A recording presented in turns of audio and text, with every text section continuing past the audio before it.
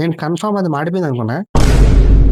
But తర్వాత అర్థమైంది దానికేం కాలేదని. అప్పుడు రియలైజ్ అయినా అదొక ఆర్ట్ ఆఫ్ స్టైల్ మేకింగ్ అది.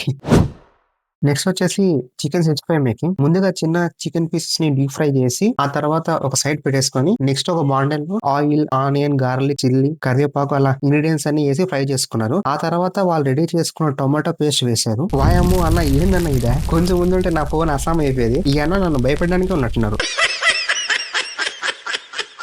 కానీ మనం భయపడుతున్నట్టు అన్నకు తెలియకూడదు. అదే మ్యాజిక్. నేను కన్ఫర్మ్ అది మాడిపోయింది అనుకున్నా. బట్ తర్వాత అర్థమైంది దానికేం కాలేదని. అప్పుడు రియలైజ్ అయినా అదొక ఆర్ట్ ఆఫ్ స్టైల్ మేకింగ్ అది.